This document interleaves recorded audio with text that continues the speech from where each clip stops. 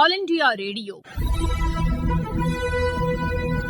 மாநில செய்திப் பிரிவு வழங்கும் ஸ்பாட்லைட். இந்தியா பிரான்ஸ் இடையேயான இருதரப்பு உறவுகளை வலுப்படுத்துவது குறித்து புதுதில்லி அகில இந்திய வானொலியில் ஒலிபரப்பான ஸ்பாட்லைட் நிகழ்ச்சியின் தமிழாக்கம் இன்றைய செய்திச் சுடர் நிகழ்ச்சியில் இடம்பெறுகிறது.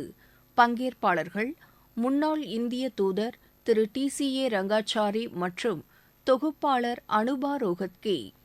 பிரான்ஸ் அதிபர் திரு இமானுவேல் மேக்ரோன் குடியரசு தின அணிவகுப்பில் தலைமை விருந்தினராக கலந்து கொண்டதை குறிப்பிட்டு நிகழ்ச்சியை தொடங்கினார் தொகுப்பாளர் அனுபா ரோஹத்கி. பிரான்ஸ் அதிபர் திரு மேக்ரோன் 3வது முறையாக இந்தியாவுக்கு வந்திருப்பதாகவும் இந்தியாவின் குடியரசு தின கொண்டாட்டங்களில் தலைமை விருந்தினராக கலந்து கொள்ளும் 6வது பிரான்ஸ் தலைவர் அவர் என்றும் தொகுப்பாளர் தெரிவித்தார். கடந்த ஆண்டு ஜூலை மாதம் பிரதமர் திரு நரேந்திர மோடி பிரான்ஸ் நாட்டுக்கு சென்றபோது இரு தலைவர்களும் பல்வேறு உச்சி மாநாடுகளில் பங்கேற்றதாக அவர் கூறினார். இந்தியா மற்றும் பிரான்ஸ் இடையேயான செயல்பாடு சார்ந்த உறவு 25 ஆண்டுகளை நிறைவு செய்திருப்பதாக அவர் தெரிவித்தார். இந்த தகவல்கள் அனைத்தும் இந்தியா பிரான்ஸ் இருதரப்பு உறவுகளை விரிவாக விளக்கும் என்று குறிப்பிட்ட தொகுப்பாளர் அனுபா ரோஹத்கி, இரு நாடுகளுக்கிடையேயான உறவு குறித்த தங்களது பார்வை என்ன என்று முன்னாள் இந்திய தூதர் திரு TCA ரங்காச்சாரியிடம் அவர் கேள்வி எழுப்பினார். இதற்கு பதிலளித்த திரு TCA ரங்காச்சாரி, இருதரப்பு உறவானது மென்மேலும் வலுப்பெற்று வருவதாக கூறினார். அதில் குறிப்பிடத்தக்க பகுதி, முக்கிய பகுதி என்று இரு அம்சங்கள் பொதிந்திருப்பதாக தெரிவித்தார். நம் நாட்டின் குடியரசு தின விழாவில் பங்கேற்கும் பிரான்ஸ் நாட்டைச் சேர்ந்த தலைவர்களில் திரு மேக்ரோன் 6வதாக இடம்பெற்றிருப்பது குறிப்பிடத்தக்க ஒன்று என்று அவர் கூறினார். இந்த சந்திப்புகளின் போது இதுவரை என்ன சாதித்தோம் என்பது முக்கிய பகுதியாக அமைந்துள்ளது என்று அவர் குறிப்பிட்டார். கடந்த 5 அல்லது 6 ஆண்டுகளாக பிரதமர் திரு நரேந்திர மோடி மற்றும் திரு இமானுவேல் மேக்ரோன் இடையே நிகழ்ந்துள்ள சந்திப்புகள் இருதரப்பு ஒத்துழைப்பை மென்மேலும் பலப்படுத்தியிருப்பதாக திரு TCA ரங்காச்சாரி தெரிவித்தார். கடந்த ஆண்டு பிரான்ஸ் நாட்டின் பாஸ்டில் தின கொண்டாட்டங்களில் பிரதமர் திரு நரேந்திர மோடி கலந்து கொண்டபோது அங்கு 10,000 மாணவர்கள் கல்வி கற்று வந்ததாகவும் அந்த எண்ணிக்கையை அடுத்த 3 முதல் 5 ஆண்டுகளில் 30,000ஆக உயர்த்த இலக்கு நிர்ணயிக்கப்பட்டிருப்பதாகவும் தெரிவித்தார். இரு நாட்டு குடிமகன்களும் ஒருவரையொருவர் புரிந்து கொண்டு தங்களது கலாச்சாரங்களை பகிர்ந்து கொள்வது இரு நாடுகளுக்கும் பலன் தருவதாக அமையும் என்று அவர் குறிப்பிட்டார். 25 ஆண்டுகால செயல்பாட்டு உறவு என்று குறிப்பிட்டது 1998ஆம் ஆண்டு இந்தியா நடத்திய அணுசக்தி சோதனை காலகட்டத்திற்கு அழைத்துச் செல்வதாக திரு TCA ரங்காச்சாரி தெரிவித்தார். அப்போது சர்வதேச சமூகத்தில் இருந்து நம் நாட்டை விலக்கி வைக்கும் முயற்சிகள் நிகழ்ந்தன என்றும் அப்போது இந்தியாவுடன் தொடர்பு கொள்ளக்கூடிய நாடாக பிரான்ஸ் விளங்கியது என்றும் நம் நாட்டின் மீது விதிக்கப்பட்ட தடைகளை மீறி அந்நாடு உறவு பேணியதாகவும் அவர் குறிப்பிட்டார். அதைத் தொடர்ந்து அந்த காலகட்டத்தில் இந்தியாவுடன் துணை நின்ற மேற்கத்திய சக்திகளில் பிரான்சும் ஒன்று என்று தொகுப்பாளர் அனுபா ரோஹத்கி தெரிவித்தார்.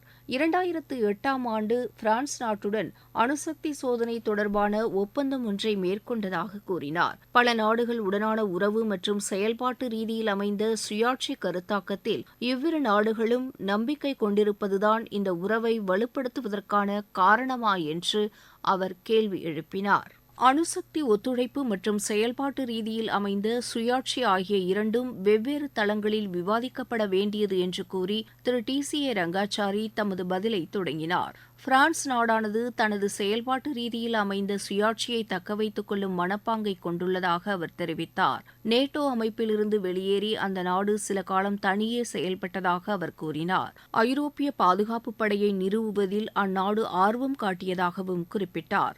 ராணுவ ரீதியிலான கூட்டு செயல்பாட்டை ஊக்குவிக்கும் நேட்டோ போன்றோ சோவியத் யூனியன் முன்னெடுத்த காம்கான் போன்றோ அது இருக்காது என்றபோதும் தமக்கென்று தனி பலம் உண்டு என்ற நம்பிக்கை அதன் பின்னிருப்பதாக திரு TCA ரங்காச்சாரி தெரிவித்தார்.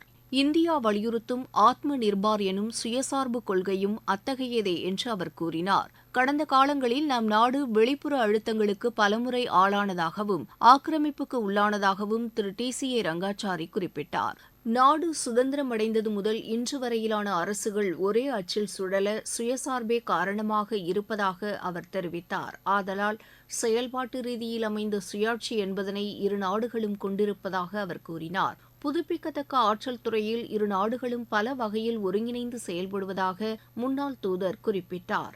சூரிய மின்சக்தியை பொறுத்தவரை 100 ஜிகாவாட் வரை உற்பத்தி செய்வதற்கான இலக்கை நிர்ணயித்துக் கொண்டு தற்போது 70 முதல் 75 ஜிகாவாட் வரை நம் நாடு தயாரித்து வருவதாக தெரிவித்தார்.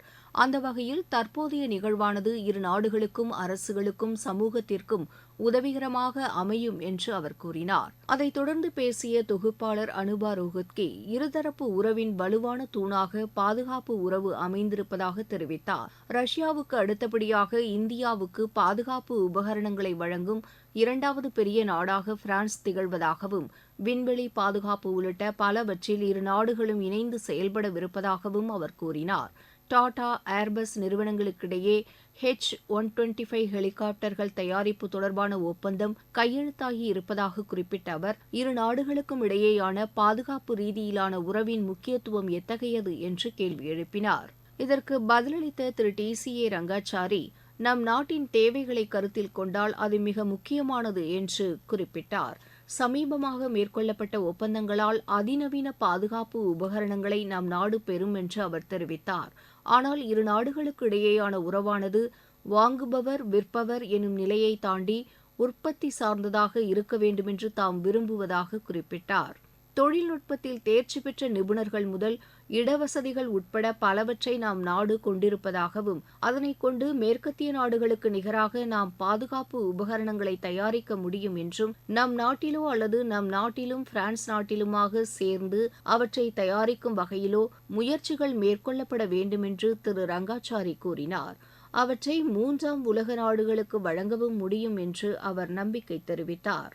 இதையடுத்து பேசிய தொகுப்பாளர் அனுபா ரோஹத்கி, இந்திய பெருங்கடல் பகுதியில் இந்தியாவின் மிக முக்கிய நட்பு நாடாக பிரான்ஸ் விளங்குகிறது என்று குறிப்பிட்டார்.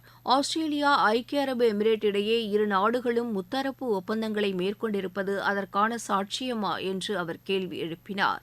அதற்கு ஆம் என்று கூறி திரு TCA ரங்காச்சாரி பதிலளிக்க தொடங்கினார். இந்தியா நீண்ட கடற்கரை பரப்பை கொண்டது என்றும் நீல பொருளாதாரத்தில் நாட்டம் உடையது என்றும் கடல் வழிகள் பாதுகாப்பில் அக்கறை உடையது என்றும் அவர் தெரிவித்தார். சமீபத்தில் செங்கடல் பரப்பில் ஒரு வர்த்தக கப்பல் மீது நடத்தப்பட்ட தாக்குதல் பற்றி குறிப்பிட்ட அவர் அருகாமையில் உள்ள கடற்பரப்பை பாதுகாக்கும் திறன் நம் நாட்டு கடற்படைக்கு உண்டு என கூறினார். அதனால் கடல் பகுதியில் பாதுகாப்பை உறுதிப்படுத்தும் எந்தவொரு முயற்சிக்கும் நம் நாடு துணை நிற்கும் என்றும் அதேபோன்ற அணுகுமுறையை பிரான்ஸ் நாடும் வெளிப்படுத்தி வருகிறது என்றும் இவ்விரு நாடுகளும் சேர்ந்து செயல்படும்போது இலக்குகளை விரைவில் அடைய முடியும் என்றும் அவர் நம்பிக்கை தெரிவித்தார். அதனைத் தொடர்ந்து பேசிய தொகுப்பாளர் அனுபா ரோஹத்கி, வர்த்தக உறவுகளை பொறுத்தவரை இந்தியாவில் மிகப்பெரிய அளவில் முதலீடுகளை மேற்கொள்ளும் 11வது பெரிய நாடாக பிரான்ஸ் விளங்குவதாகவும் நம் நாட்டின் 8வது மிகப்பெரிய வர்த்தக நட்பு நாடாக அது இருப்பதாகவும் அவர் தெரிவித்தார். 2022-23ஆம் நிதியாண்டில் இரு நாடுகளுக்கும் இடையே 19.2 பில்லியன் அமெரிக்க டாலர்கள் அளவில் வர்த்தகம் மேற்கொள்ளப்பட்டிருப்பதாக அவர் குறிப்பிட்டார். இரு நாடுகளும் என்னென்ன அம்சங்களுக்கு முக்கியத்துவம் தர வேண்டுமென்று அவர் கேள்வி எழுப்பினார். இதற்கு பதிலளித்த திரு TCA ரங்காச்சாரி, இரு நாடுகளிடையேயான வர்த்தக மதிப்பினை மட்டும் முன்வைத்து அவற்றை வரையறை செய்ய இயலாது என்று கூறினார். சீனா, அமெரிக்கா போன்ற நாடுகளுடன் பிரான்ஸ் கொண்டிருக்கும் வர்த்தக உறவை ஒப்பிடுகையில் இந்தியா மேற்கொள்ளும் வர்த்தகத்தின் மதிப்பு குறைவு என்று தெரிவித்தார். பிரான்சில் விரும்பப்படும் இந்திய தயாரிப்புகள் என்ன, இந்தியாவில் விரும்பப்படும் பிரான்ஸ் தயாரிப்புகள் என்ன என்பதில் மட்டுமே தற்போது கவனம் செலுத்த வேண்டும் என்று அவர் குறிப்பிட்டார். அதன் வழியாக வர்த்தகத்தை விரிவுபடுத்தும் வகையில் நமது நிறுவனங்களின் செயல்பாடுகளை ஊக்கப்படுத்த முடியும் என்று அவர் கூறினார். வர்த்தக உறவில் முன்னேற்றம் கண்ட பிறகு பாதுகாப்பு செயல்பாடுகள், பாதுகாப்பு தளவாட உற்பத்தி, விண்வெளி, அணுசக்தி என்று பல்வேறு பிரிவுகளில் இரு நாடுகளுக்கும் இடையேயான உறவை விரிவாக்கம் செய்ய முடியும் என்று அவர் நம்பிக்கை தெரிவித்தார். அதையடுத்து நிகழ்ச்சியில் கலந்து கொண்டு தமது கருத்துக்களை தெரிவித்ததற்காக முன்னாள் இந்திய தூதர் திரு TCA ரங்காச்சாரிக்கு நன்றி தெரிவித்து விவாதத்தை நிறைவு செய்தார் தொகுப்பாளர் அனுபா ரோஹத்கி. நேயர்கள் இதுவரை கேட்டது இந்தியா பிரான்ஸ் இடையேயான இருதரப்பு உறவுகளை வலுப்படுத்துவது குறித்து புதுதில்லி அகில இந்திய வானொலியில் ஒலிபரப்பான ஸ்பாட்லைட் நிகழ்ச்சியின் தமிழாக்கமான செய்திச் சுடர். நேயர்கள் இதுவரை கேட்டது ஸ்பாட்லைட்.